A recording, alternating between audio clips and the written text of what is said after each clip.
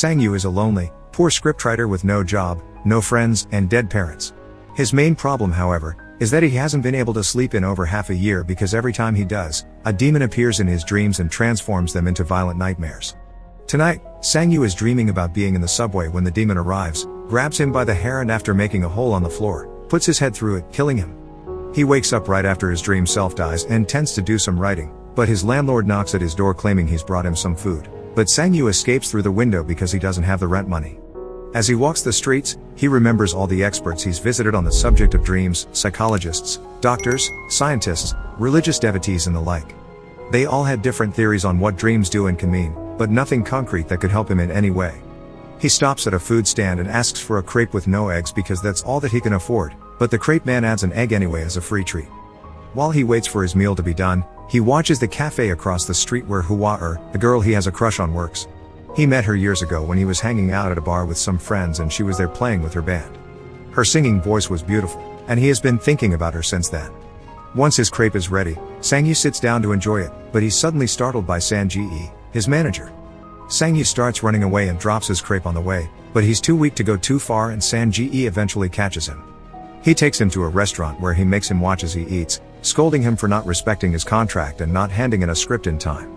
Sang-yu tries to explain his insomnia doesn't allow him to concentrate and write, but San-ji doesn't listen and demands for the script to be done in 10 days.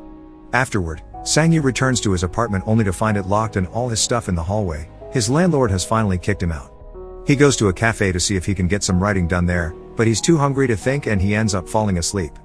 The demon appears behind him then, puts his chains around Sang-yu's neck and starts banging his head on the table. Once again, Sang-yu wakes up in the morning right after his dream self dies, and discovers his laptop has been stolen. Having lost his work tool and starting to feel like he can't tell nightmares apart from reality, Sang-yu sends San-ji a message telling him he'll kill himself and reunite with his parents. He chooses the roof of the building across Hua-er's cafe and watches her as he steps onto the edge, ready to jump, but the crepe man interrupts him by offering him free food. The man joins him on the roof and while Sang-yu eats, he tells him about people's different views on death and dreams, and reaches a simple conclusion. When Sang-yu is having these nightmares, he should tell himself I'm dreaming to be able to get out of them faster. Sang-yu stays on the roof watching Hua-er until night falls, then he sells his cell phone in order to get some money to buy food. He goes to a convenience store, where he considers stealing some things but changes his mind when he notices he's being watched. The food he purchases is eaten outside the store, where Sang-yu is shocked to be suddenly approached by Hua-er, who shows concern for him. This is too good to be true, and Sang-yu quickly sees why. Hua-er is actually the demon, who starts pushing him against the glass. This, to the store clerk, looks like Sang-yu is having some kind of panic attack. The demon picks up Sang-yu and as he stabs him with his sword, he throws him through the window. Sang-yu holds onto the sword as he remembers the crepe man's advice and reminds himself that he's dreaming, which allows him to wake up right in the middle of being thrown. In real life, he's also flying through the shattered glass, and while he isn't stabbed, he mysteriously finds the demon's sword in his hands. He runs away before the ambulance the clerk called for arrives, and he stays at the park all night, examining the sword and making sure he isn't dreaming again. In the morning, he goes to the flea market to sell it, and all the buyer's eagerness to buy makes him realize he has something valuable in his hands. So instead, he decides to go to a pawn shop, where they pay him the sword's actual value, 20,000. Sang-yu wastes no time and starts spending it. He gets a new computer, eats at a nice restaurant, and stays at a fancy hotel. When night falls, he takes some sleeping pills and waits for his usual dream to kick in. This dream is also happening in the hotel, so he leaves his room and explores the hallway, grabbing a vase and saying I'm dreaming. But nothing happens. He decides to explore a little more and that's when the demon appears, chasing after him with a giant gold axe. The demon hits him with his weapon and tosses him around, causing quite a number of injuries, but after a few hits, Sang-yu manages to grab the axe and says I'm dreaming. Once again, he wakes up with the weapon in his hands and no wounds to be seen. The axe is sold at the same pawn shop and the money is immediately spent again. Sang-yu gets nice clothes, a new car, and spends the night drinking with some women at a bar. When he returns to his hotel room though, he doesn't let them come inside with him, he just gives them money for a cab before going to bed. Tonight he's trying a new trick. He looks at pictures of an important museum on a book before falling asleep, and the trick works, because the dream happens in the same exact place he saw in the photographs. Sang-yu looks around, admiring all the antiques, before sitting to wait for the demon to arrive. This time it arrives with a firearm, which goes against his plan. Sang-yu begins running and dodging the bullets, but eventually the demon catches up with him and kills him. Sang-yu wakes up in his hotel bedroom, but since he didn't manage to grab anything, he doesn't want to leave the job unfinished so he swallows a sleeping pill. Back in the dream, he begins running again, and after dodging a couple of bullets with a particular exceptional jump, he grabs 2 antiques before saying "I'm dreaming" and waking up. This time, Sang-yu takes the treasures to professional antique dealers that make business with rich collectors. He gets 2 million for them and some questions about his methods, but thankfully he manages to dodge them all. When he's leaving the shop, he's approached by an angry Sang-ji, who had thought he was dead. Sang-yu invites him to eat at a fancy restaurant and pays him back the money he had given him for the script, telling him he doesn't write anymore. The next day, he finally enters Hwa-er's cafe, and after ordering a latte, he asks her if she recognizes him, but she doesn't. He also asks her why she's selling the cafe, and she explains it's because she has no clients and the shop only creates debt. Later at night, Sang-yu gets drunk while having dinner with Sang-ji, who wants to know the secret to his success. Sang-ji takes Sang-yu back to his hotel room, and after putting him into bed, he pretends to leave, only to come back and look at Sang-yu's wallet and checkbook. He's suddenly startled when Sang-yu wakes up with gold chains in his hands, and now that he knows the secret, begs his friend to let him help him with this new business of his, which Sang-yu considers for a while. The following day, Sang-yu buys Hwa-er's cafe and tells her he still wants her to run it. They can share the earnings, but he'll be in charge of covering the losses.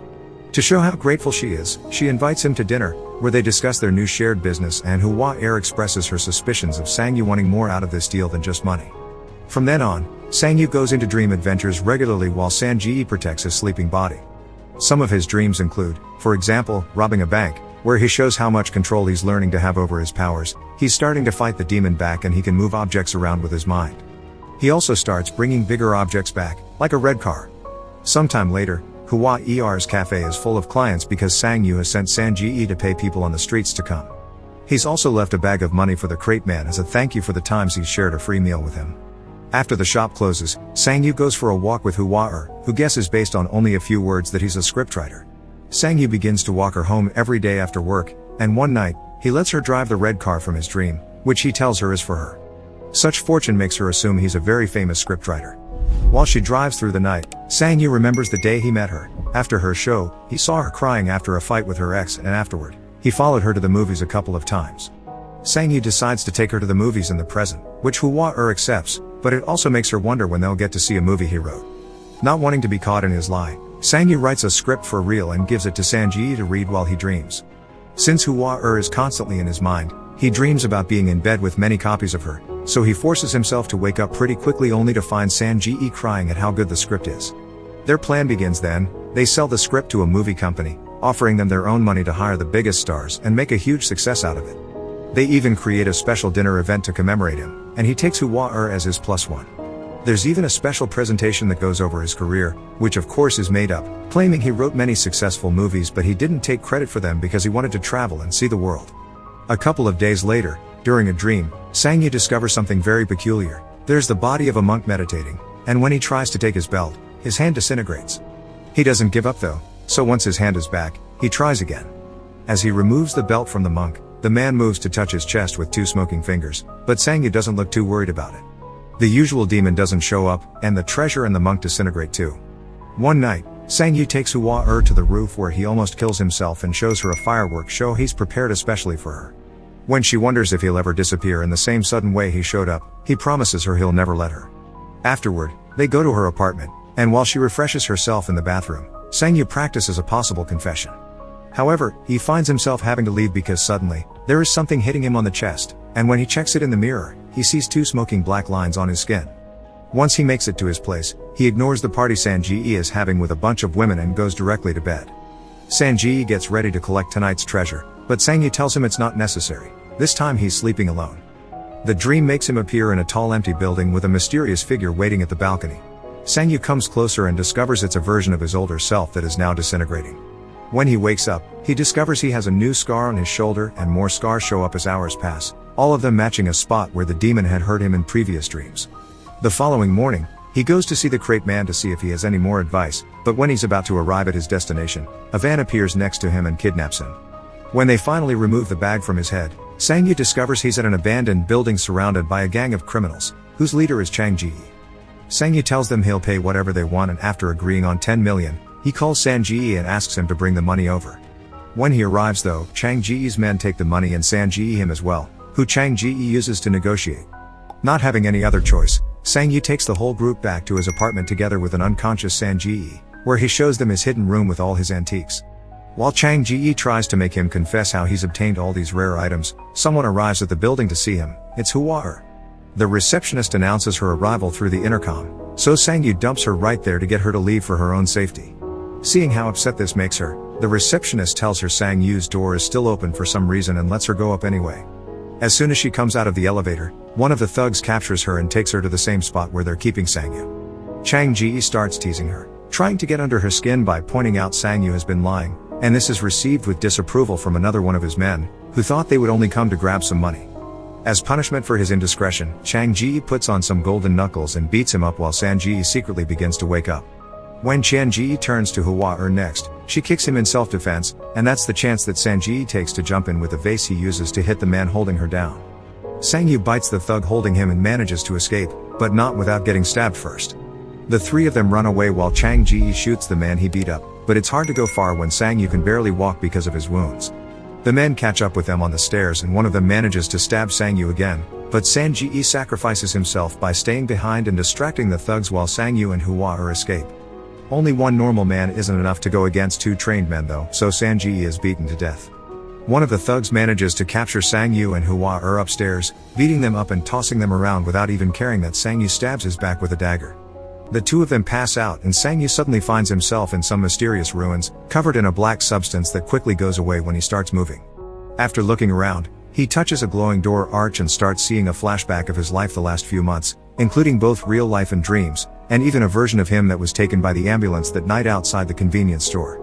When that's over, he walks to an area with a giant crystal wall, which he starts hitting as he repeated "I'm dreaming" over and over until he passes out from blood loss. Suddenly, his body starts transforming, and Sang-yu finds himself becoming the demon. With the machete that appears in his hand, he starts hitting the crystal wall while picturing himself as the demon in various conversations that already happened but giving them a twist. Instead of sitting there and listening, in these versions he imagines, he hits his landlord and Sang-ji for not being nicer to him. When the wall finally breaks, the demon comes out in Sang-yu's living room, where Sang-yu's body is waking up as well. The demon kills all the thugs without hesitation, even making his strange firearm appear when necessary. Then he comes after Sang-yu, ready to kill him as well, but he mumbles "I'm dreaming." And all the antiques he's brought from dreams start disappearing, both in his apartment and in the rich people's collections. Sang-yu falls unconscious yet again, and when he wakes up, he finds himself all the way back on the night outside the convenience store. Hua finds him and remembers him from the concert, so she feels pity for him and takes him to her place to give her some real food. While he eats some noodle soup, she tells him she's read a story of his in a magazine and thinks it was very good, he just needs a bit of luck to make a breakthrough. Until then, she offers him to work at her cafe, which causes him to break down and start crying while it is revealed that all this time, Hua has always known he's been watching her.